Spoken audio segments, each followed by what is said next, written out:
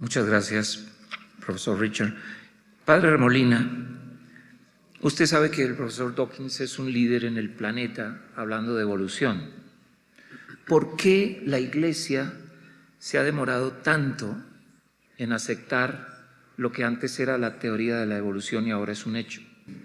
Tuve un profesor en la Universidad Gregoriana, un profesor muy eminente, y él nos decía: la Iglesia llega siempre a la escena de la historia, pero llega tarde y llega fatigada y cansada. Eso nos decía ese profesor. Llega siempre, pero fatigada y cansada. Y a otro, que uno de los expertos en el Concilio Vaticano II, también al cual le oí una conferencia, él se hacía esta pregunta: ¿por qué llega tarde y por qué llega cansada? Pero llega. Y la respuesta que él, o mejor, las preguntas que él se hacía era: ¿se trata de una imprudente lentitud de la Iglesia o se trata de una prudente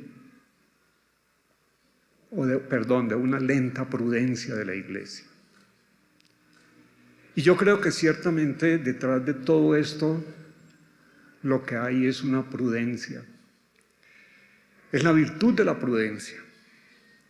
Porque hay teorías y doctrinas científicas que de tal manera transforman el paradigma mental y que tienen su incidencia en la concepción de lo que es el ser humano y de lo que ha de ser su forma de actuar como humano, que entonces la Iglesia quiere ser muy prudente y entonces busca en cierta forma tener hasta las últimas evidencias científicas posibles para poder aceptar ese nuevo descubrimiento que se ha realizado. Y es el caso concreto de la evolución. Ciertamente es necesario ver un poco todo lo que ha sido la evolución de la Iglesia con relación al pensamiento de la evolución, o mejor a lo que hoy se llama ya una teoría. Vamos a verlo después de la evolución. Pío XII, en el año 1950, se había referido ya a la evolución como una hipótesis seria. Pero una cosa es una hipótesis, otra cosa es una teoría. Y él decía que era una hipótesis seria y que no había oposición entre la evolución y la doctrina de la fe, pero que había que ir lentamente, esperando más evidencias, más pruebas científicas. Juan Pablo II fue más allá, cuando en 1996, en un comunicado que le hizo a la Academia Pontificia de las Ciencias, dijo que ya no es una hipótesis seria, como había dicho Pío XII, sino que es una teoría científica en la cual la convergencia de varias ciencias, la biología, la arqueología, la antropología, etcétera, sin que se hubiera buscado esa convergencia, ya ciertamente hacían muy probable, es decir, con pruebas muy claras, esa teoría de la evolución. Con una excepción, todavía que se espera tener más pruebas, más evidencias o más avance en el conocimiento sobre el origen del espíritu. Realmente el espíritu humano es simplemente el resultado de una evolución material, puramente material, o hay algo más allí. Entonces, en este momento estamos en ese punto. Y como sabemos, pues hay un evolucionismo o una teoría de la evolución materialista, puramente materialista, que nos explica todo por medio de la evolución de la materia. Pero hay en la Iglesia, y ha habido también en la Iglesia, lo que se llama un evolucionismo espiritual o espiritualista. Uno de los grandes expositores de ese pensamiento es el afamado Teilhard de Chardin, que en este momento ha sido, hasta este momento está como volviendo a resurgir su pensamiento. Teilhard de Chardin, que fue un antropólogo también, fue engañado con el Homo de Piltdown. Fue un engaño el que sufrió con el Homo del Piltdown. Pero él participó en el descubrimiento del Homo pekinensis. Bueno, pero de todas maneras, en un primer momento, él plantea esa evolución guiada por el espíritu, de tal manera que el espíritu, desde el primer momento en que comienza la evolución material, va guiando, va estando presente a lo largo de todo ese proceso evolutivo. Y entonces así se produjo la cosmogénesis, se produjo la biogénesis, se hizo la noogénesis, o sea, la del pensamiento, y él, desde un punto de vista cristiano, la cristogénesis. La Iglesia fue muy cuidadosa, más aún, en un primer momento rechazó ese primero. Y en el año de 1962 produjo una advertencia. Ojo, cuidado, lo que en latín se llama un monitum del Vaticano. Pero Pablo VI, en 1966, ya manifestó reservas con relación a la observación, con relación al monitum. Entonces ya comenzó a dar un paso, por decirlo así, atrás. Juan Pablo II, en 1988, en una carta que le dirigió en ese momento al que era el director del Observatorio Astronómico Vaticano, pareció referirse positivamente al pensamiento de Teilhard. Benedicto XVI, en unas vacaciones que pasó por allá en Aosta, a él le encantaba la nieve, le encantaban los montes, tuvo una celebración litúrgica en la cual habló que en algún momento habría de realizarse esa liturgia cósmica de que hablaba el padre Teilhard de Chardin. El Papa Francisco, en 2017, en la encíclica Laudato Si, se refiere positivamente a Teilhard. Y recientemente, en noviembre de 2017, los participantes de la Asamblea Plenaria del Consejo Pontificio para la Cultura, aprobaron por unanimidad una petición que se enviará al Papa Francisco, pidiéndole que renuncie al monitum, o sea, esa advertencia que se había hecho, emitido por el Santo Oficio en 1962 con relación a los escritos del padre Teilhard. Entonces, como ven ustedes, es realmente una lenta prudencia la de la Iglesia la que gobierna todas estas teorías científicas, esperando que haya el mayor número posible de evidencias, dadas las incidencias que puede haber en los seres humanos y en los comportamientos de los seres humanos. Muchas gracias, padre. Profesor Dawkins, sabiendo que la evolución es un hecho, que ya no es una teoría, ¿en qué punto de la evolución en qué punto de la evolución de los animales trazaríamos una línea y diríamos, a partir de aquí somos humanos?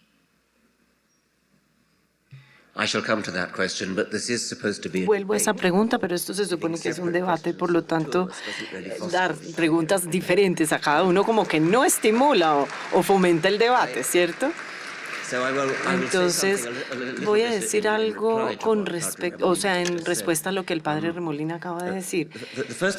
Lo primero que diría es que no es solo la Iglesia la que se demoró en reconocer la evolución, sino la humanidad. Creo que esto es un hecho hasta mediados del siglo XIX, antes de que Darwin y Wallace aparecieran. La idea de la evolución y la selección por selección natural era una idea sencilla, y creo que es una idea interesante desde el punto de vista de la historia, preguntar por qué tomó tanto tiempo para la humanidad aceptar esta profundamente importante y sin embargo sencilla idea. Tengo unos pensamientos sobre esto por el momento. Teilhard de Chardin, como usted lo sabe, padre, su libro fue prohibido por la Iglesia. De hecho, puedo recomendar la revisión, recomendarles la revisión de su libro más famoso, de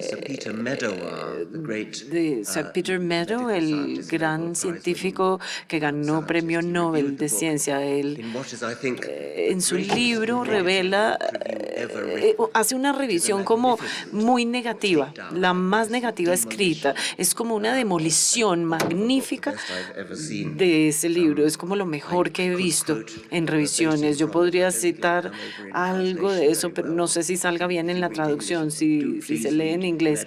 Pero lean esa revisión de Meadow del fenómeno.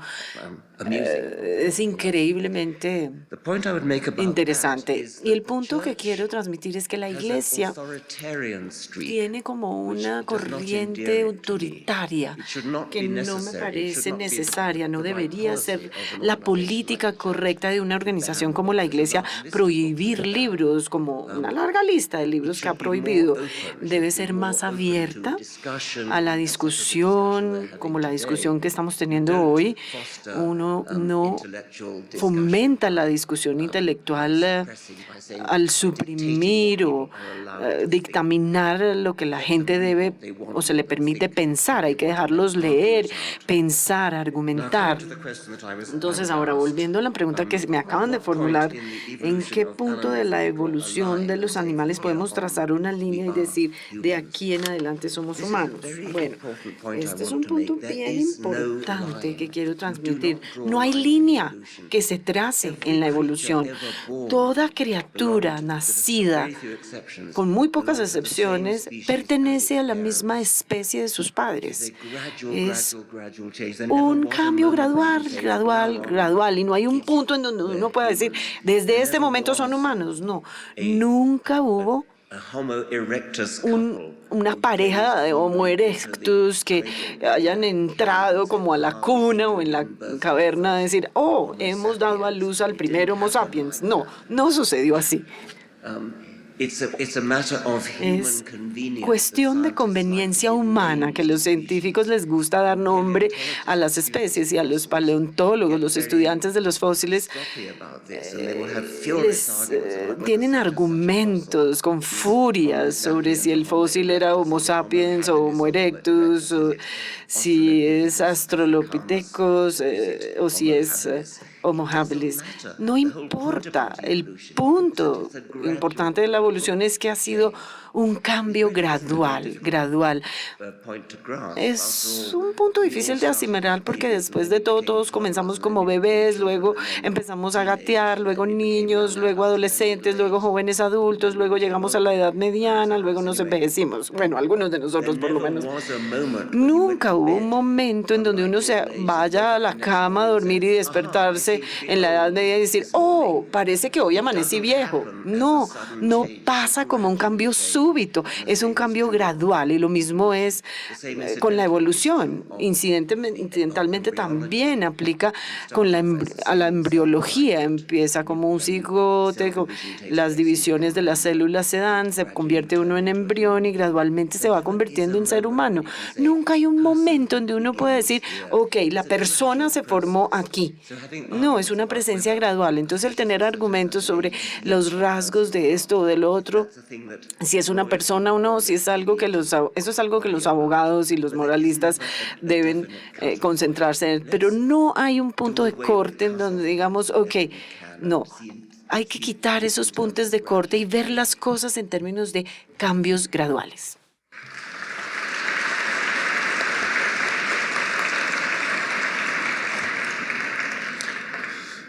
Padre Molina, usted dijo que Adán y Eva no existieron. Entonces, ¿qué hacemos con el pecado original?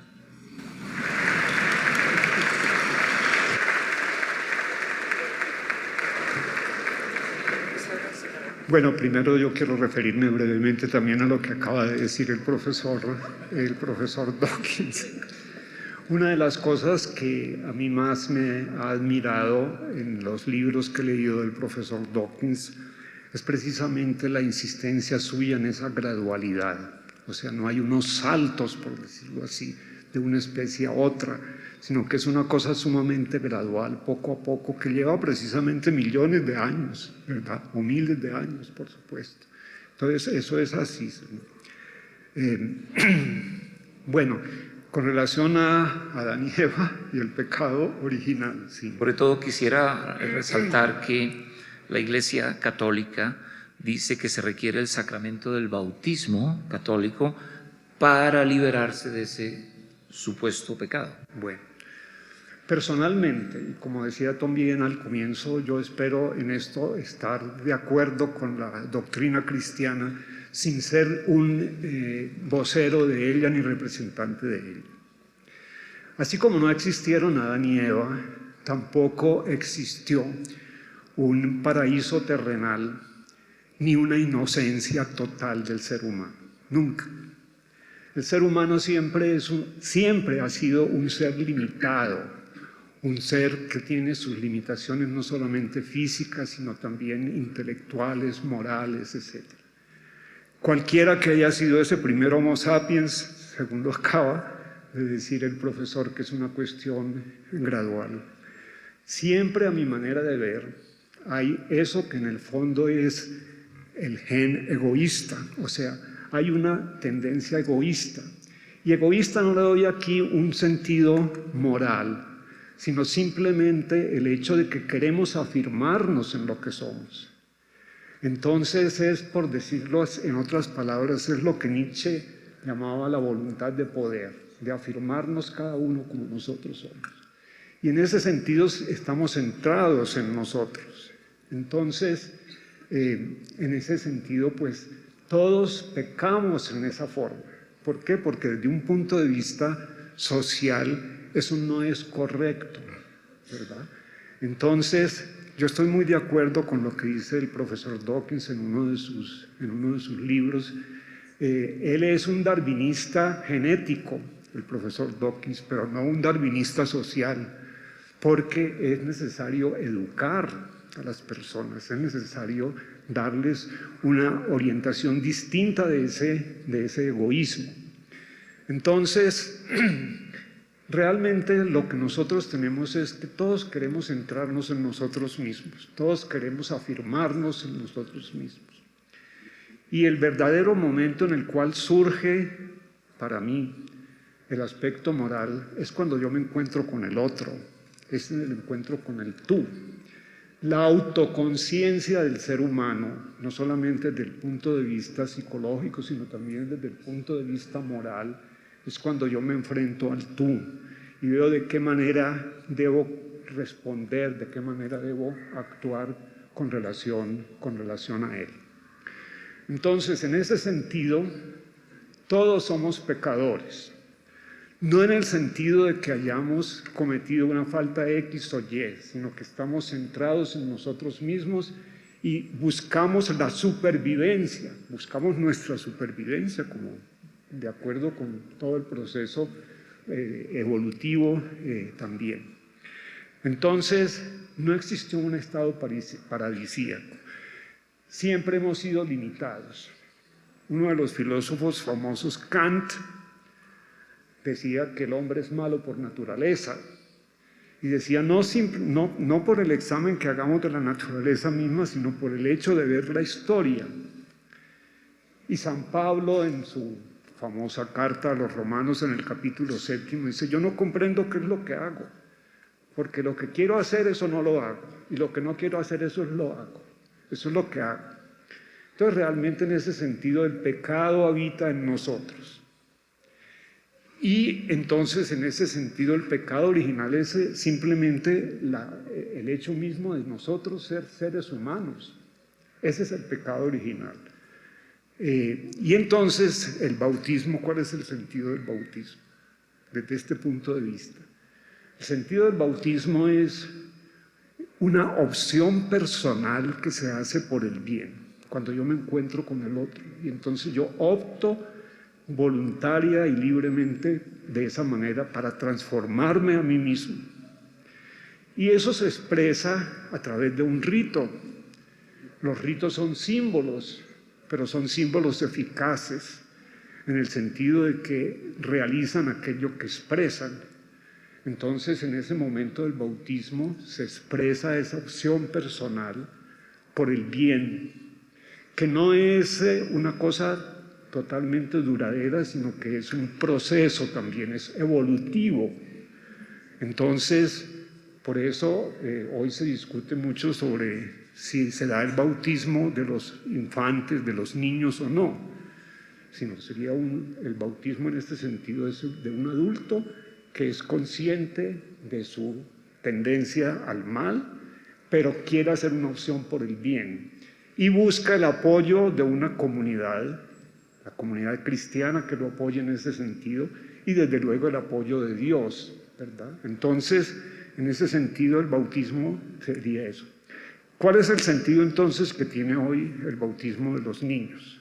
El bautismo de los niños, desde luego, no es un compromiso personal de ese niño, sino es un compromiso de la comunidad familiar en primer lugar, que opta porque se le conduzca por ese camino del bien, de la solidaridad, del encuentro con los demás, etcétera, y se compromete. Es un compromiso de los padres, ¿verdad? Y es un compromiso de los padres a través de la iglesia, a través de ese rito. Entonces, yo quisiera todavía subrayar algo, y es que los símbolos son eficaces en muchas ocasiones. Cuando yo firmo un documento, porque compré un edificio, porque compré un automóvil, desde el momento en que yo escribo unos garabatos en un documento, ese carro, ese automóvil o ese apartamento es mío. Y desde el momento en que yo hago un juramento como presidente de la República, eso es un signo, un símbolo, pero ya en ese momento él es el presidente de la República. Entonces, el bautismo es, como todos los sacramentos, son signos, son símbolos eficaces, pero detrás del cual llevan la opción personal de cada uno de nosotros. Esa sería para mí la explicación del pecado original y del bautismo como sacramento. Muchas gracias, Padre.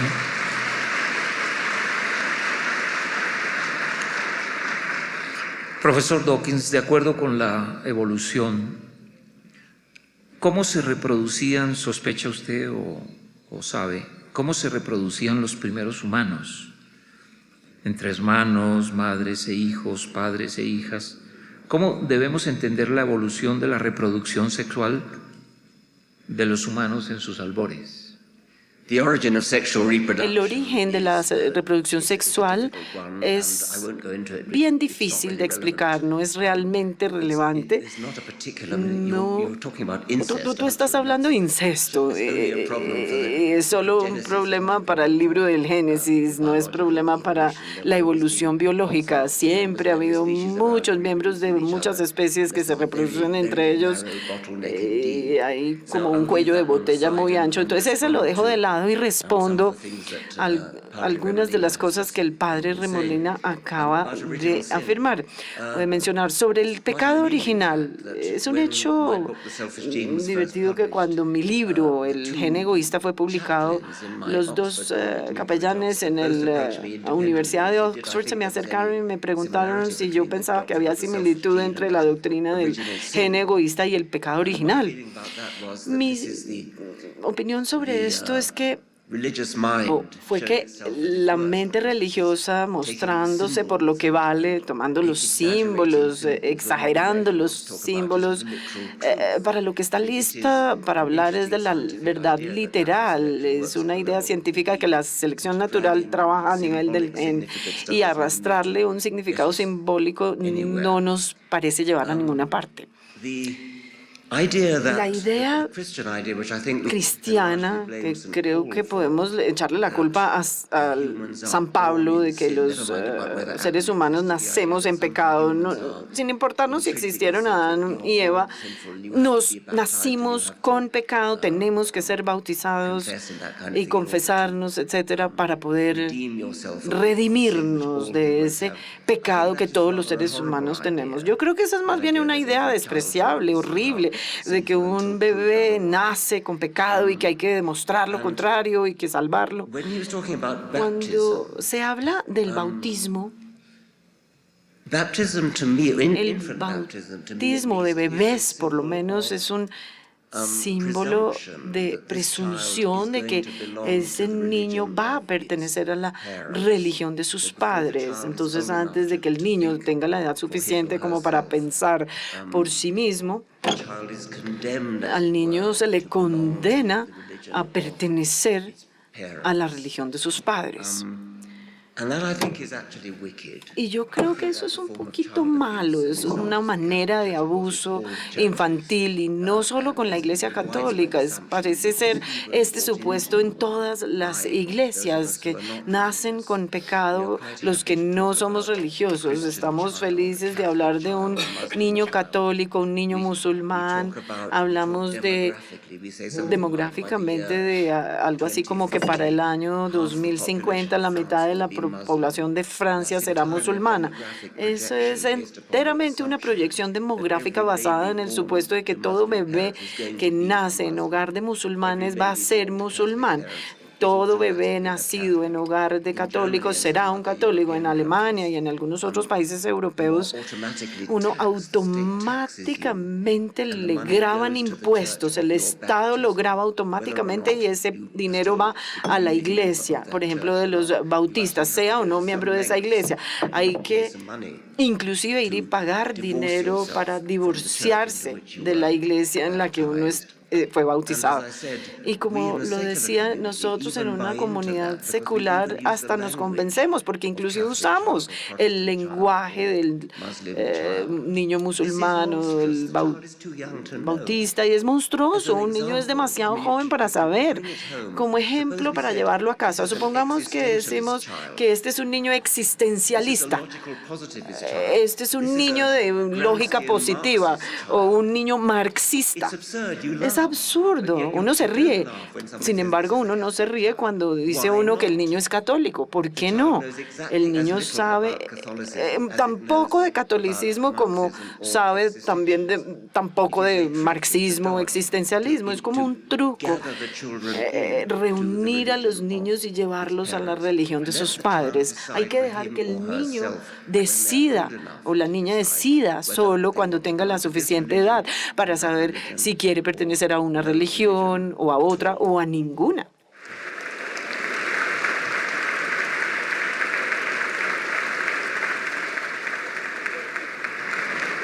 Muchas gracias, profesor. Padre Molina, usted dijo ahora que su Dios era Jesús, Jesucristo. Se dice que Jesús curaba enfermos, toda clase de enfermedades, resucitaba muertos, restauraba la vista a los ciegos, hacía caminar a los paralíticos, sanaba con palabras la piel de los leprosos, convertía el agua en vino, caminaba sobre el agua y hacía aparecer comida de la nada, al multiplicar, por ejemplo, los peces y los panes. ¿Esto realmente ocurría? O como lo observamos en los pasajes del Antiguo Testamento, son alegorías y leyendas que transmiten una enseñanza de, por ejemplo, que debemos tener confianza en Él. ¿Realmente Jesús resucitó personas? Bueno, antes de tratar de responder a esta pregunta, yo quisiera referirme a algo de lo que acaba de decir el profesor Dawkins. Para mí, la fe cristiana o musulmana o judía o cualquier otro tipo de fe debe ser una opción libre y responsable. O sea, no se le puede imponer a nadie una fe.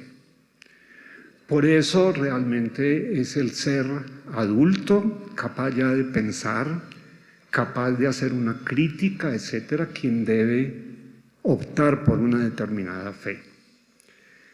El hecho del bautismo de los niños es una de las cosas que se discute al interior del seno de la Iglesia, precisamente por algunas de las cosas que acaba de decir el profesor Dawkins.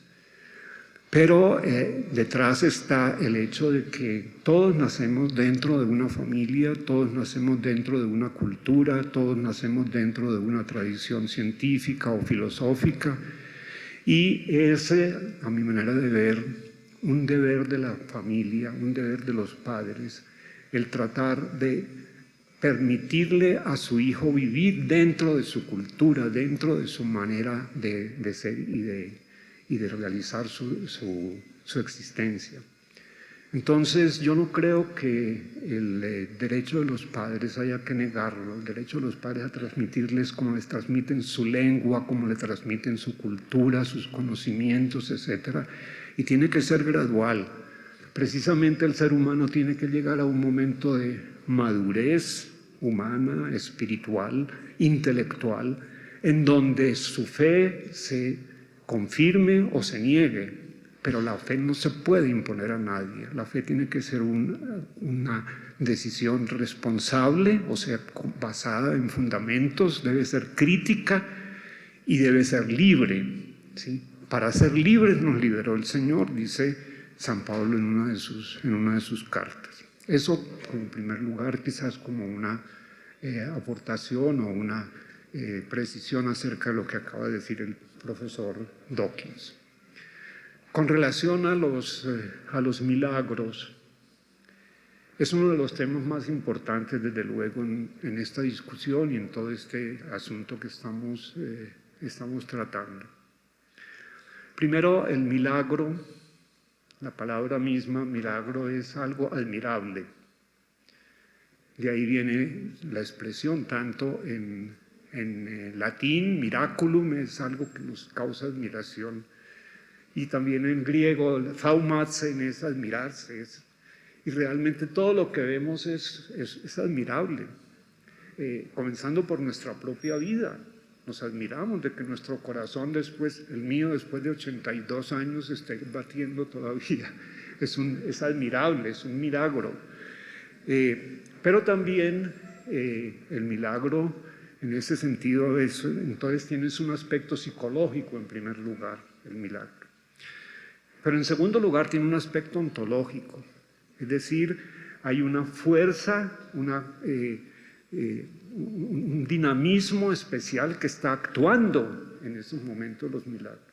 Es que en mi corazón está actuando un dinamismo, una fuerza especial, y ese es un aspecto ontológico en el sentido de que de alguna manera se realiza algo en el ser, en mi ser. Y luego también tiene el milagro una dimensión que es significativa, semiológica, como llamamos, ¿verdad? Es el signo de algo. Cuando ocurre un milagro es el signo. Cuando ocurre el milagro de mi vida, el milagro de la creación, etcétera, eso, además de admirable, también es un signo que me está hablando de algo más allá. Pero vengamos a los milagros de Jesús. Los milagros son además entonces un lenguaje de Dios. Es la forma como Dios se manifiesta, no de la manera ordinaria a través de la naturaleza, sino de una manera extraordinaria. Entonces, se derivan los milagros de ese amor imprevisible de Dios en un determinado momento, cuando corresponde a una confianza que se tiene en Él, cuando corresponde a poner nuestra esperanza y nuestra confianza en Él, entonces hay una respuesta milagrosa en ese sentido. En una de las expresiones del Evangelio se dice que de Jesús salía una fuerza que curaba a todos. Pero esa fuerza era algo que salía de Él, que emanaba de Él. Nosotros creemos, o mejor, nosotros sabemos que hay fuerzas espirituales que causan efectos físicos. Si yo me refiero al profesor Dawkins de una manera respetuosa, de una manera amable, de una manera en la cual reconozco todos los méritos que tienen, pues le estoy transmitiendo una fuerza, es una fuerza espiritual. Y seguramente él se siente mejor si yo comienzo a increparlo, a juzgarlo mal, a insultarlo. Le estoy transmitiendo una fuerza negativa.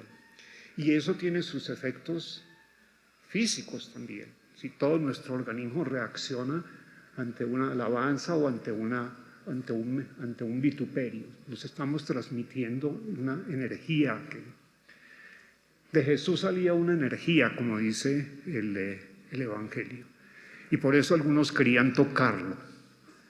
Pero esa energía tiene que ser una energía en la cual haya una comunicación entre las dos personas. Y también reconocemos que hay esas fuerzas que llamamos parapsicológicas, en donde hay personas, no todas, pero hay personas que tienen esos poderes parapsicológicos y hacen mover objetos por el techo y todas. Y ese es un hecho, es una fuerza espiritual que produce esos efectos físicos. Si Dios es el creador de todas las cosas, si es la fuerza que nos, como decía yo al comienzo de mi introducción, si Dios es el que nos da la vida, si Dios es el que nos da todo lo que tenemos, si en Él vivimos, nos movemos y existimos, ¿qué imposibilidad podemos darle para que su fuerza no nos transforme en determinados momentos y produzca unos efectos físicos también en nosotros, como es esto de los milagros? Son señales, los milagros son señales del poder de Jesús, de la fuerza que tenía Jesús y de su unión con Dios. Pero obviamente, de los muchos milagros que se narran en el Nuevo Testamento, en la persona de Jesús, hay que venir a las ciencias bíblicas, a la exégesis, a la hermenéutica, para ver cada uno de los milagros, si verdaderamente fue eso que llamamos un milagro o no. No solamente desde el punto de vista psicológico, de la admiración que causa, sino desde el punto de vista real. Entonces habrá que hacerlo así para poder definir sí o no aquí hubo efectivamente un milagro, una intervención de Dios. Entre otras cosas, el último premio Nobel, precisamente que adquirió el premio por la percepción de las ondas gravitatorias, dice: yo no veo ninguna dificultad en aceptar la existencia de Dios, pero si va a hacer un milagro tiene que respetar las leyes de la naturaleza.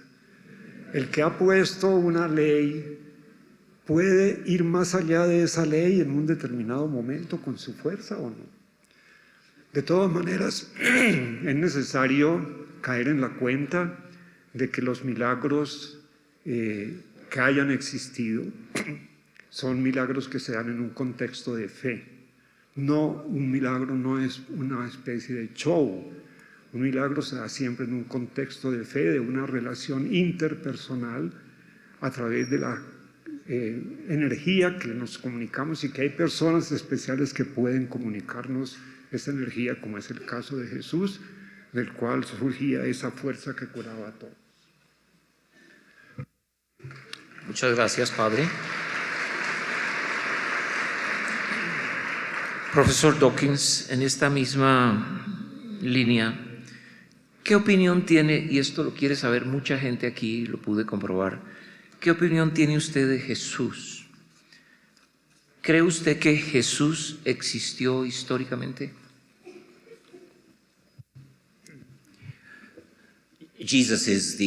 Jesús es el nombre romano para Yehoshua. Y hay muchas personas que lo llamaban Yehoshua en ese momento. Es probable que sí había una persona que se llamaba Jesús o una criatura que se llamaba Jesús. Pero él no realizó milagros, ni convirtió el agua en vino, ni fue hijo de una virgen, ni se levantó de los muertos. Este es otro tipo de pregunta muy difícil. Sobre la pregunta en cuanto a milagros, realmente yo no quisiera que la gente se fuera y pensara que, como dice el padre Remolina, que hay personas con poderes parapsicológicos y que esto es el poder de la mente. Y eso no ocurre, esto nunca se ha demostrado que haya ocurrido. Y las condiciones adecuadamente controladas son solamente anécdotas de milagros que se realizan aquí hoy, como los gurús de la India. Hay todo tipo de milagros que ocurren. Ellos nunca jamás han sido demostrados bajo una condición adecuada, doble ciega, científica. Lo que se requiere es que la organización América, que mi fundación, con la cual se acaba de fusionar, mi fundación siempre ha ofrecido un premio de $100,000 a cualquiera que pueda demostrar bajo condiciones controladas adecuadas que tienen poderes parapsicológicos. $100,000 nunca se han entregado, lo cual yo creo que nunca se van a entregar. Los parapsicólogos simplemente no existen.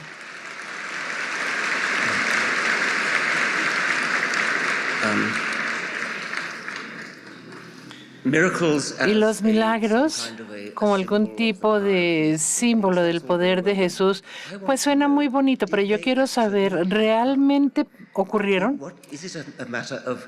¿Es un asunto de un hecho histórico? Hemos estado de acuerdo, y yo también tengo otra pregunta, que la Biblia no es un registro de la ciencia.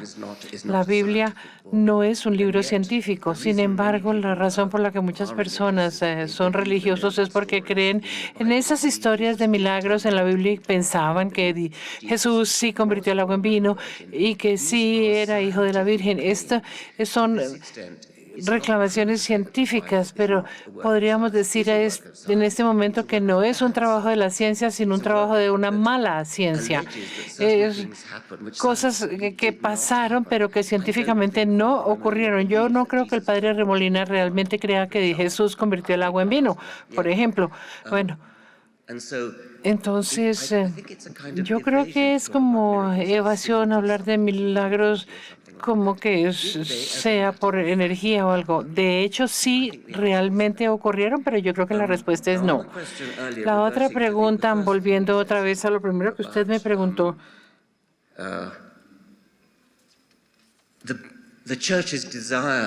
El deseo de la Iglesia de que la gente no sean adoctrinados ni forzados, sino que piensen por sí mismos. Esto sería admirable, pero en este caso yo no creo que deberíamos tener colegios dedicados a una fe específica. No deberíamos tener colegios católicos o protestantes, porque están endoctrinando a los niños en una fe específica y no, como deberían hacerlo, enseñándole a los niños sobre diferentes fees. Yo hablo a los niños sobre la existencia de diferentes fees religiosas, pero ellos le dicen, usted cree en eso porque usted es católico. Yo creo que esto es malévolo. Yo creo que hay muchos experimentos que se han hecho donde los niños se dividen de manera arbitraria en dos equipos, simplemente dándoles a la mitad de ellos una camiseta verde y a los otros una naranja. Y después de algún tiempo, los verdes y los naranjas se vuelven bandas, tienen prejuicios sobre la camiseta que tiene el otro color. Eso es un fenómeno sorprendente, pero imagínense que si nosotros ampliáramos esto durante varios siglos y cuando los niños de naranja crezcan, solamente se van a casar con las personas que tienen camiseta naranja del sexo opuesto. Y vamos a ir a los colegios naranjas o a los colegios verdes. Y seguimos con esto durante 300 años. ¿Qué tenemos? ¿Qué hemos logrado? Irlanda del Norte.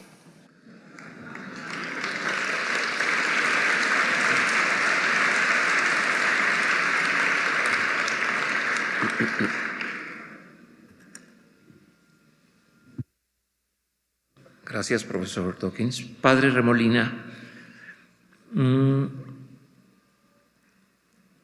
¿cuáles son las evidencias documentales, históricas de que Jesús existió?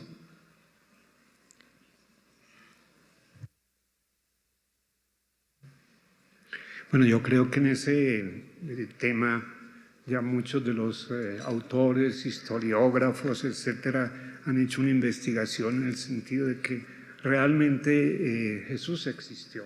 Pero, yendo más directamente a la pregunta suya, primero, pues yo creo que hay referencias en el Evangelio que se pueden constatar o que se pueden negar acerca de ciertos personajes, como por ejemplo la referencia a Quirino, que fue el que ordenó el censo en el cual José y María fueron a inscribirse, a Herodes, personas históricas, a Pilatos, persona histórica. Todo eso se puede controvertir y se ha estudiado y se ha llegado a que sí realmente. Entonces, también en el caso de Jesús ha sido algo por el estilo. Pero refiriéndome ya a autores más fuera del cristianismo, está el famoso libro de Josefo, historiador judío, escribe precisamente sobre las antigüedades judías, es un escritor de alrededor del año 93 a 94 después de Cristo, e incluye referencias al bíblico Jesucristo en sus libros 18 y 20, Antigüedades Judías de Josefo.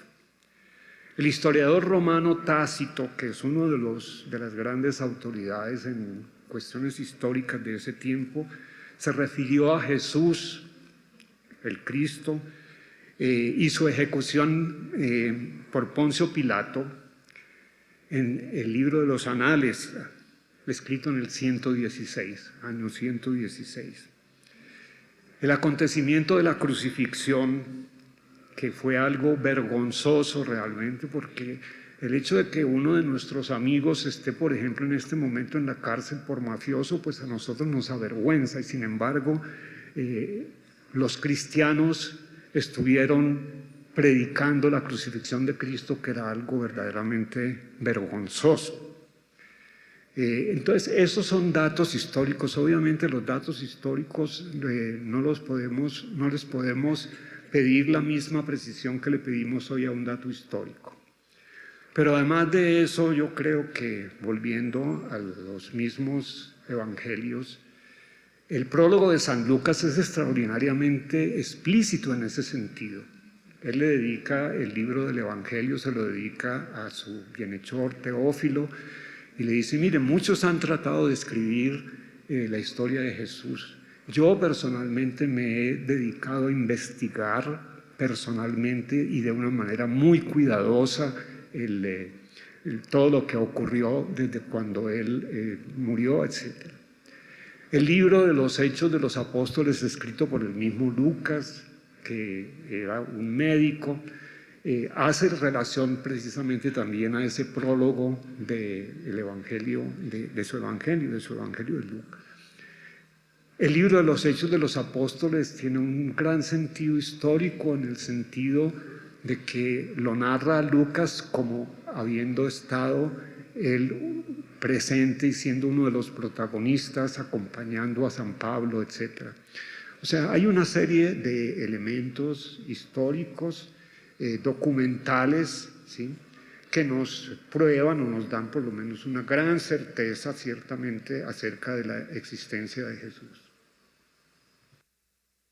Muchas gracias, profesor Dawkins. En esta idea de que usted acepta que Jesús existió pero que no hacía milagros, entonces usted concluiría que en algún lugar desconocido de Jerusalén pueden estar los restos de Jesús, sus huesos.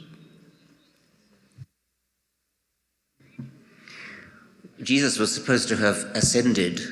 Se suponía que Jesús ascendió al cielo. So, strictly speaking, his bones. En términos estrictos, sus huesos no deben estar presentes. Mary is aún María. Se supone que se llevó al cielo también la ascensión de María. Y esto es típico de la doctrina de la Iglesia romana, que fue como un invento. El supuesto de María no tiene ninguna evidencia, ni en la Biblia, ni en ninguna parte. Parece como que hubiera sido una buena idea. Era una persona tan santa, pues claro que flotó hacia el cielo. Y entonces, pero no hay evidencia de que esto pasó, pero esta es la forma típica en que opera la Iglesia, se inventa cosas. Y con la autoridad y con la gran tradición, esto finalmente termina siendo aceptado como un hecho. Y Jesús, también tenemos una pregunta hipotética. ¿Estarán sepultados allí los huesos de Jesús? Pues no se puede probar. Debería haber, sí deberían haber allí algunos huesos. Pero no hay un cromosoma Y, porque uno recibe el cromosoma Y del padre, pero Jesús nunca tuvo padre. En esta evidencia histórica de Jesús, los evangelios se escribieron muchas décadas después de la supuesta muerte de Jesús. Los más antiguos que tenemos son las epístolas, que hablan de Jesús muy poco. Hablan mucho del significado teológico de Jesús, pero no de sus eventos históricos. Entonces, yo creo que esta es una pregunta como muy abierto de si Jesús existió. Tal vez sí existió, pero no hizo los milagros que se le atribuyen. Gracias, Padre Remolina. En ninguno de los 4 evangelios se registra el momento de la resurrección de Jesús con la precisión que se detallan, por ejemplo, los milagros que hacía. Solo indican que la madrugada del domingo la tumba estaba vacía. Algún día la Iglesia Católica podría decir que la resurrección física es una alegoría para entender que la resurrección es un tema espiritual.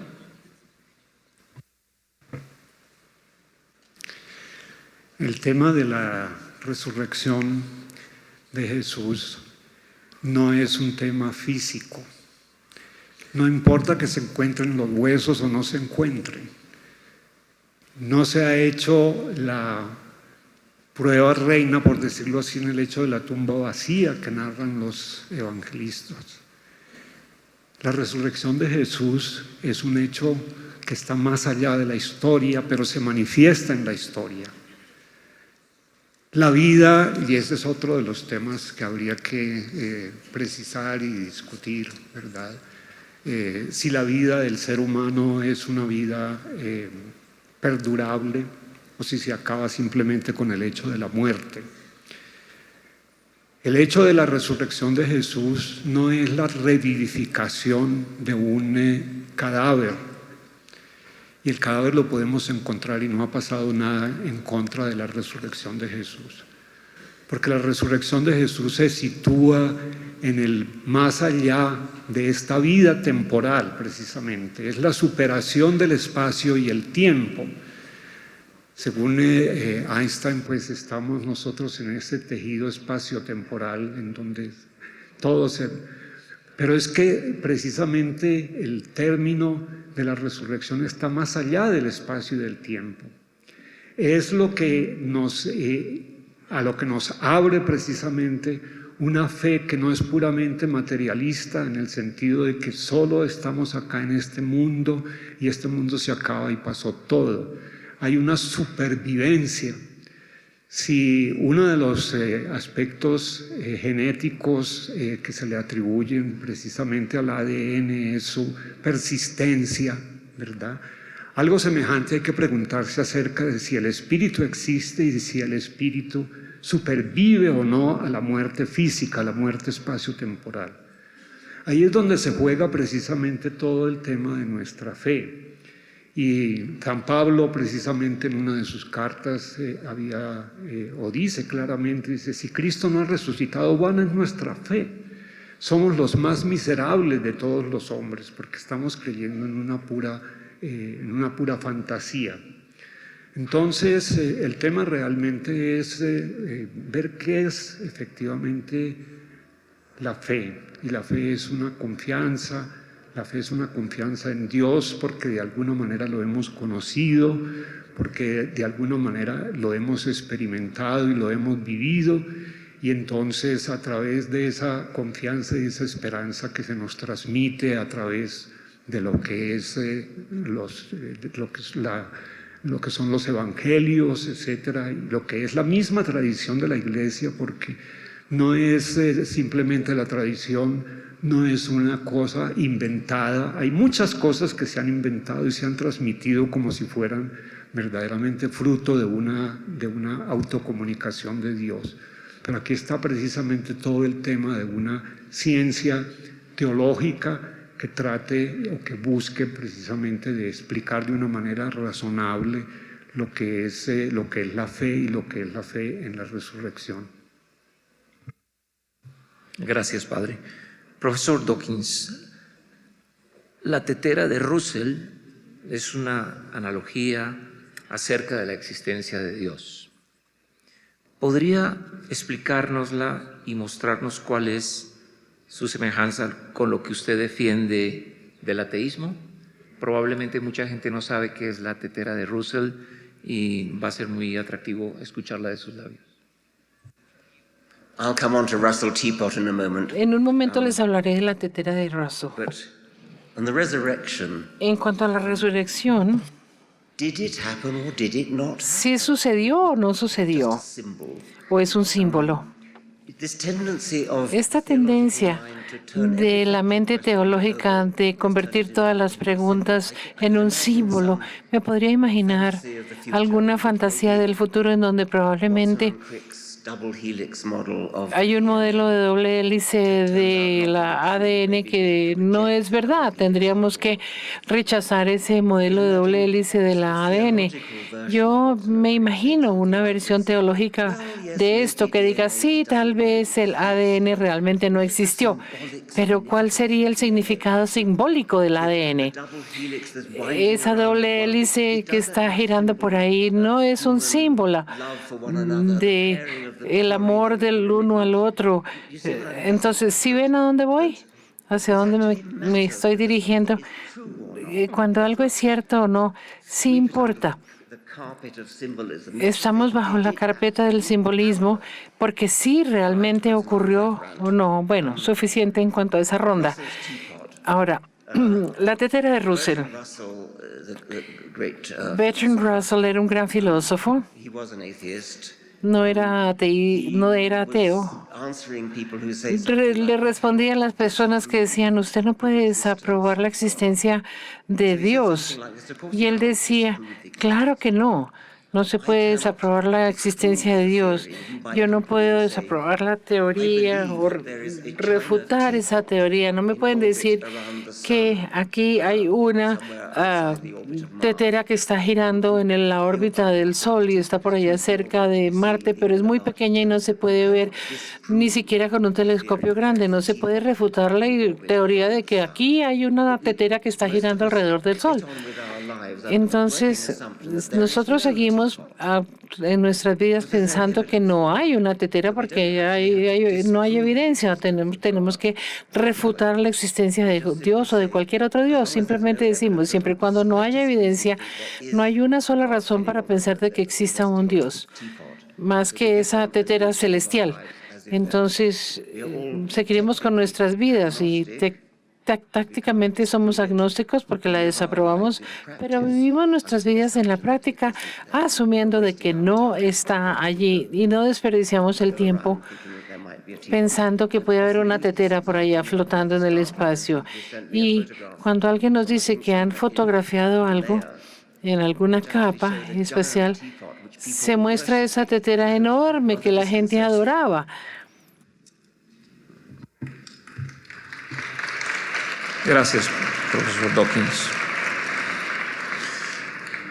Padre Remolina, usted se dio cuenta que el profesor Dawkins, cuando hablaba de la resurrección de Jesús, se refirió a María. Según la tradición católica, en el año 40 después de Cristo, a orillas del río Ebro, en Zaragoza, España, se aparece por primera vez en carne mortal al apóstol Santiago el Mayor, la Virgen María, Madre de Jesús. Desde el Concilio de Trento se dice que la Virgen ha tenido 2000 apariciones, de las cuales solo 16 son oficialmente aceptadas por Roma. ¿Cómo explica usted este fenómeno de la Virgen María? Pero antes quisiera referirme a algo que acaba de decir el profesor Dawkins sobre la tetera de Russell. Esa sí es una pura fantasía, lo de la tetera de Russell. Es una creación de la mente que dice, bueno, vamos a ver si sí o no eso existe. Y obviamente, pues, de lo fantástico podemos hacer cualquier cosa. Pero la comparación con la realidad de Dios es totalmente distinta. Es que de Dios estamos viendo la naturaleza, es que de Dios estamos viendo nuestra vida, es que de Dios estamos viendo... De la tetera de Russell no hemos visto nada, solamente lo que nos imaginamos. Y entonces la naturaleza, el mundo nos está hablando de algo más allá de él. Eso es un simbolismo. Un simbolismo es algo que está unido a una cosa que tenemos y que se ve, pero que no estamos viéndola en ese momento. Pero bueno, ese es el tema del simbolismo que habría que tratar de explicar también y precisar más tarde. Con relación a las apariciones de la Virgen, hay un documento reciente de la Congregación para la Doctrina de la Fe, reciente documento que fue firmado por el cardenal Ratzinger, precisamente en ese momento en que todavía era el prefecto de la Congregación para la Fe, a propósito de los famosos misterios de Fátima y de las apariciones de Fátima. Y en ese documento, que es un documento largo, él explica primero la diferencia que hay entre una revelación, o sea, una autocomunicación de Dios reconocida por la Iglesia, que se llama la revelación pública desde el punto de vista de la Iglesia, que se cierra con los evangelios, y lo que se ha llamado las revelaciones privadas, que son hechos que se han manifestado a diversas personas y que no hacen más que hacer que se viva de una manera un poco más concreta en un determinado momento esa fe consignada en la Sagrada Escritura y particularmente en el Nuevo Testamento. Entonces, a propósito de eso, hace una distinción antropológica de las diversas experiencias que se pueden tener desde un punto de vista religioso. Y habla en primer lugar de la experiencia sensible para distinguirla precisamente de estas experiencias. Una experiencia sensible es cuando yo estoy viendo algo físico, como los estoy viendo a todos ustedes y como a todos ustedes me están viendo a mí con sus sentidos. Eso es otra cosa. Una experiencia de este tipo, una de estas apariciones particulares a los niños de Fátima o al apóstol Santiago, como es el punto de partida de esta cuestión que se me hace, eso es realmente algo, una percepción de tipo imaginativo que puede ser verdad o puede no ser verdad. De hecho, la mayoría de todas estas apariciones continuamente están haciendo apariciones de la Virgen. La mayoría absolutamente son pura imaginación. Pero hay algunos acontecimientos que son más importantes, diríamos más especiales para algunas personas, en las cuales se traducen en imágenes para representarse eso que han experimentado interiormente. Esas son las que se examinan y las cuales no hay que obedecer, por decirlo así, o no hay que asumir de una manera indispensablemente para estar en la fe católica. Si yo no acepto las apariciones de la Virgen de Fátima, sigo perfectamente como cristiano católico.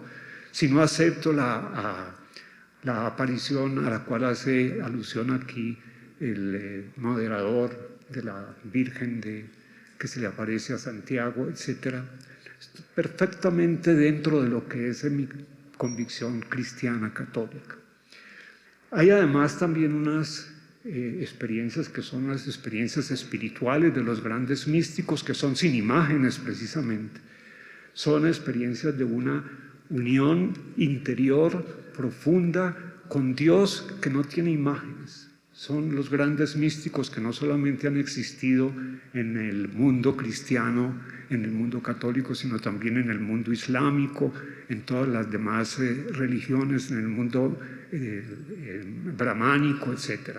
Entonces hay que distinguir muy bien y darles el valor que tiene a cada una de estas formas de manifestación. Gracias, padre. Doctor Dawkins, la revista National Geographic, se tiene la idea de que es una revista inclinada hacia la investigación y la ciencia, pero en diciembre del año 2015, la revista National Geographic dedica su carátula y su publicación a la Virgen María, titulando la edición La mujer más poderosa del mundo. ¿Qué opinión tiene usted de este personaje religioso tan influyente?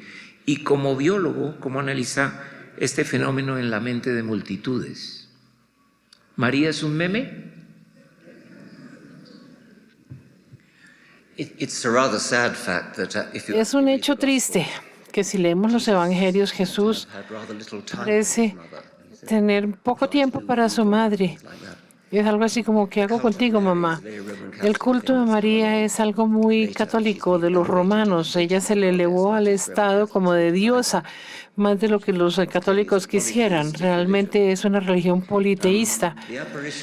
La aparición de Fátima es una de esas públicas, diferentes a las privadas, pero las públicas son las que impresionan a las personas. Los milagros públicos son los que realmente impactan a las personas y las llevan a creer. La aparición de Fátima especialmente es muy persuasiva porque hubo testigos por 70.000 personas. 70.000 personas vieron que el sol cayera hacia la tierra. Eso no se puede argumentar. Con 70.000 debió haber ocurrido, ¿no es cierto? Porque solo en Fátima, en el resto del mundo lo hubiera visto y el resto del mundo se hubiera destruido, pero eso no ocurrió. No ocurrió, claramente no ocurrió. Sin embargo, lo observaron 70.000 personas. Entonces, ¿qué podemos pensar de eso? 70.000 personas tuvieron una alucinación. Parece improbable. Pero sería más probable que el sol sí se moviera. Hay una lección excelente que cuando 70.000 personas han visto un milagro, aún ese obviamente no ocurrió. No tenemos que tomar en serio esos milagros en donde una o dos personas lo vieron, y mucho menos por ser algo simplemente interno. Tengo mucho más que decir al respecto. En cuanto al culto de María, que parece ser característico de la Iglesia Católica Romana, Jesús mismo no hablaba mucho de ella, ni tuvo mucho que ver con ella. Si vamos a Irlanda, ven imágenes. En unos sitios en Irlanda vemos fotos del presidente Kennedy, del Papa Juan XXIII y de María, con una corona como muy estúpida sobre su cabeza, la reina del cielo. ¿De dónde viene todo esto? Gracias, profesor. Padre Remolina, ¿el cielo y el infierno son lugares? ¿Existen? ¿Dónde están? Lo que hemos constatado últimamente de parte del digamos, del magisterio de la Iglesia a través de estos tres últimos pontífices a los cuales me acabo de referir, es que no son ningún lugar, no son ningún lugar físico, ningún lugar geográfico, cosmográfico, no, de ninguna manera. Son estados del yo que comienza, de la persona que comienza a vivir una vida diferente. Y entonces son estados o de plenitud, de satisfacción, de encontrar que hay una plena realización o una plena frustración. Esa sería la forma como se explica de esta manera tanto el cielo como el infierno, no como lugares físicos, sino como estados de plenitud o de frustración. Profesor Dawkins, ¿qué ocurre con los seres humanos cuando mueren, según desde su óptica como biólogo? What happens to us when we die? Lo que nos sucede cuando morimos. Some of us are buried. Algunos nos entierran, a otros los creman, a otros les hacen la disección.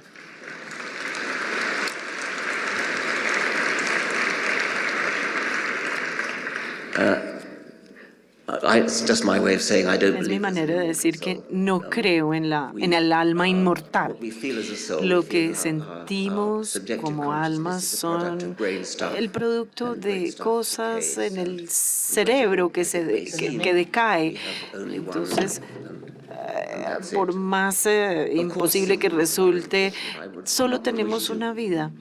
Sobre los símbolos, no quisiera decir que los símbolos no sean importantes, son importantes. El gran artista, su significado, los símbolos son importantes y también lo es la realidad. Creo que es bien importante distinguir, diferenciar entre los símbolos y la realidad. Lo que me preocupa en la mente religiosa y teológica es esa tendencia a malinterpretar las congregaciones cuando hablan de los símbolos porque ellos creen que están hablando de la realidad. Cuando hablamos de Adán y Eva como símbolos de algo, cuando hablamos de los milagros como símbolo de algo, pero que no están sucediendo realmente, la gente en la iglesia, la congregación en la iglesia, de hecho le importa si la realidad se hizo fue real. Ellos creen que sí pasó. Eso es lo que los persuade a unirse a la religión, a mantenerse en la religión, porque creen que los milagros suceden. Creo que es engañoso como reconcentrarnos detrás de símbolos. Debemos por lo menos hacer una diferenciación entre lo que es simbólico y lo que es realmente material y real. Muchas gracias. Padre, en este tema específico, ¿todos los seres humanos que han muerto están vivos en algún lugar espiritual? Antes quisiera decir algo a propósito de los símbolos, a lo cual acaba de hacer alusión el profesor Dawkins. Es que la realidad misma es un símbolo. Nos está hablando de algo distinto de ella misma. La naturaleza, el mundo, la belleza que vemos en todos. Nos está hablando es un símbolo de algo que no es ella. Pero viniendo a la pregunta anterior, realmente, si seguimos desde un punto de vista de nuestra fe, de la fe en la resurrección no como un hecho físico, sino como un hecho real, pero que está más allá de lo puramente material y físico, obviamente que aceptamos, y yo acepto lo que dijo Jesús en uno de sus momentos en los evangelios. Dios no es un Dios de muertos, Dios es un Dios de vivos, porque para Dios todos viven, de tal manera que nuestros difuntos viven, y viven para Dios y viven para nosotros.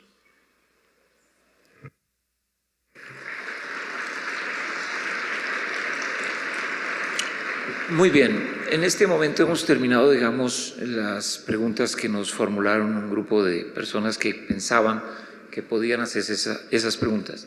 En este momento, el padre Remolina puede formularle una pregunta al profesor Dawkins acerca de lo que hemos estado conversando.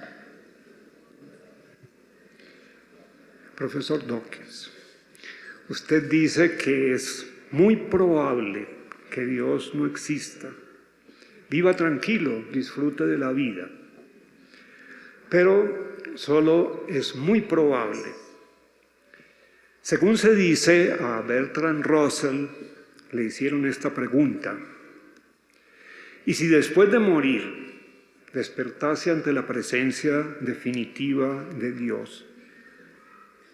¿Entonces qué?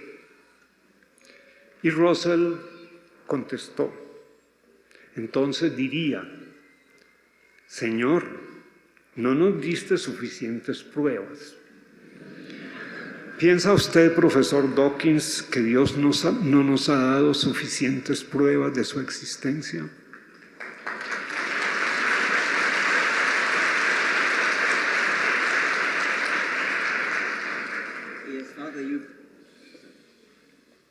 You've reminded me that I didn't Me really acabas de do recordar justice to que the tal vez no hice Russell's justicia teaching point, al because punto de la tetera de Russell, when Russell said porque to cuando God in Russell his le fantasy, dice a "Didn't give Dios en su sufficient fantasía, no nos evidence", diste suficiente evidencia, you, Father, would have said, usted, padre, hubiese dicho, well, there's bueno, plenty of evidence, hay because there's mucha the beauty of evidencia life, porque there's the está la beauty of belleza the de la universe, vida, la it's all belleza del around you. universo, That's está what you said todo a when nuestro you alrededor. said Eso that fue lo que usted dijo Russell's cuando dijo que teapot was pure la tetera de fantasy, Russell the era evidence for pura God is fantasía, all pero que la around you, evidencia de it's Dios all está there. toda And I alrededor didn't really nuestro, do está justice to ahí that, and I presente. must Y do yo that realmente now. no le hice justicia a eso y lo debo Of hacer ahora. course, Desde luego the teapot is an absurd que la example, tetera es un because ejemplo there's absurdo not the porque slightest, that was the point of it. pues no es el And punto, the no va reason al it was an punto. La incomplete razón por answer la cual is fue that una you and respuesta many other incompleta es porque people believe that there usted is y plenty muchas of otras evidence. personas sí creen que hay suficiente evidencia.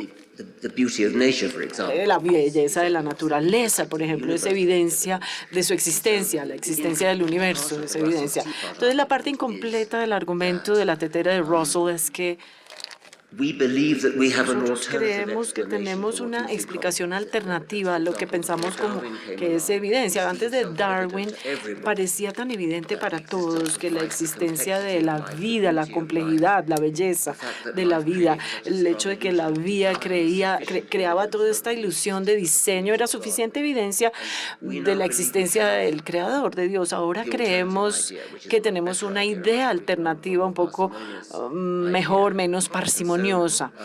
the Russell's teapot Entonces, argument ese only argumento de la works if tetera you de buy Russell into solo the funciona view si uno that science has se an alternative convence de explanation. la visión de que alguien So tiene that's una sort of what explicación Russell meant alternativa. when Y a he eso se said to refería God in Russell this cuando le dijo a hypothetical Dios encounter, en este encuentro hipotético, Lord, you didn't give us Dios, no enough nos diste evidence. suficiente evidencia. If you ask me what I would Si say me to God, that would be preguntas one qué thing le I would diría a say. Dios, Another eso thing I would sería algo say que yo is, le diría. Y otra which cosa God que are diría you? sería, ¿qué Are you Dios eres Baal? tú? Are you ¿Eres tú Marduk? Baal, Mordok? And maybe all of you in O this room, tal who are vez Roman todos Catholics, are ustedes believing in the de esta wrong sala God. que son católicos romanos están creyendo en But I el think Dios finally equivocado. the best answer is Creo probably que the one finalmente given la mejor by respuesta es Stephen probablemente Fry, la the que da British Stephen Fry, el actor británico, actor y I escritor recommend that you británico. look up on YouTube. Recomiendo que lo busquen en YouTube. Stephen Fry. Stephen Fry He was talking to an Irish hablaba interviewer con called Gay un Burns. irlandés Stephen Fry, llamado Gay Gay Burns. And I can't quote Y Stephen no Fry puedo exactly. citar I a certainly Stephen can't do Fry justice exactamente, to his ciertamente no le puedo hacer beautiful, justicia a tones. But he sus said roughly, bellos tonos. Y dijo, what were you doing in all that Dios, horrible ¿qué estabas tragedy that's haciendo en going toda on esa in the world? tragedia What about terrible que children dying of sucede en el cancer? mundo? ¿Qué All pasa that con los niños que se horrible mueren de suffering cáncer? that goes on Todos in the estos world. horribles Are you sufrimientos que responsible vemos en for el that? mundo. If so, ¿Eres please don't want to responsable know de you. esto? Si es así, yo no quiero conocerte. Muchas gracias. No hay duda de que el periódico El Tiempo tiene una influencia tremenda porque fueron muchísimas las preguntas que mandaron y les costó mucho trabajo al periódico El Tiempo conseguir 2 preguntas. La primera para el padre Remolina. Padre Remolina, la religión católica se considera una institución que impulsa valores como la moral y consideran que eso puede ser bueno, pero en Colombia, un país 92% católico, ¿cómo se explica tanta corrupción de los políticos que van todos los domingos a misa?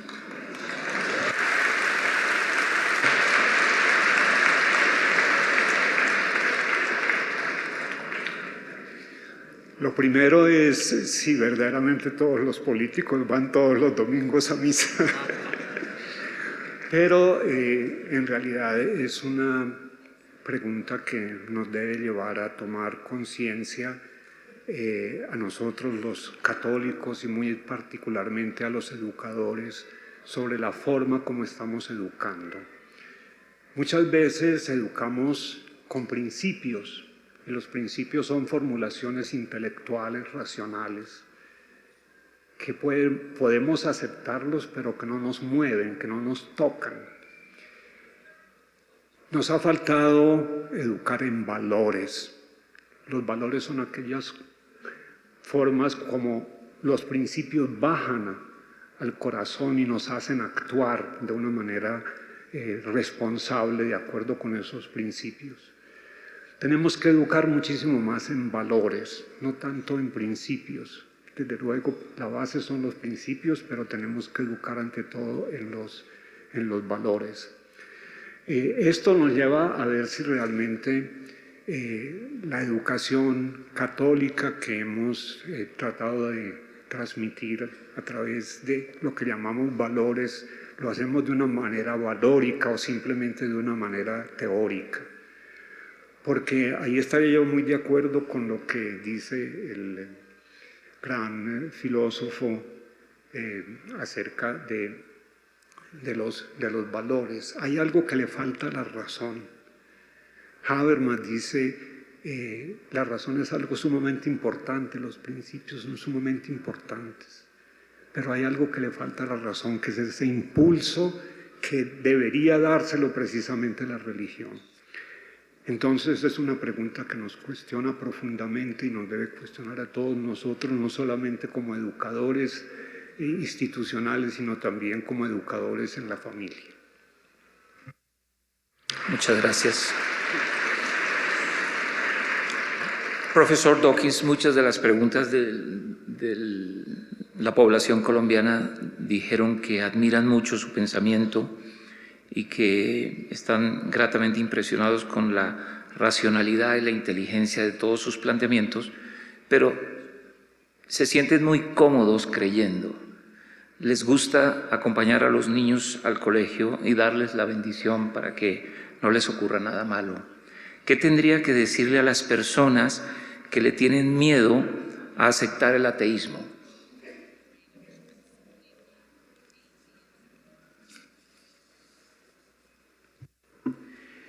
Yo no creo que nadie deba tener miedo de aceptar la realidad si la evidencia lo favorece. Es cierto, desde luego, que la religión le da consuelo a las personas y a uno podrían acusarlo de privarlos de ese confort, de ese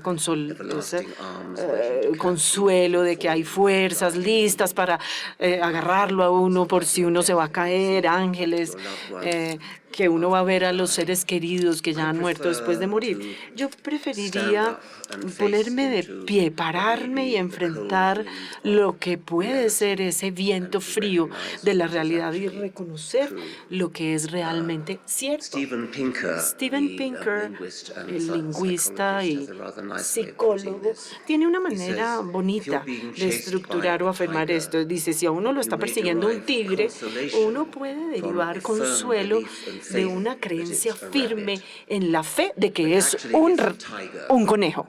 Pero de hecho es un león, un tigre, y es mejor acostumbrarnos a esa idea. Muchas gracias. Bueno, estaba programado que el debate terminaba. La primera parte del debate, porque son 3, ahora ellos toman un avión para Medellín, lo están esperando en Medellín para continuar. Técnicamente teníamos que terminar a las 11 por el programa. Muchas gracias por haber venido. Les vamos a contestar a todos los que mandaron preguntas y despidamos al profesor Dawkins y al padre Remolina con un fuerte aplauso.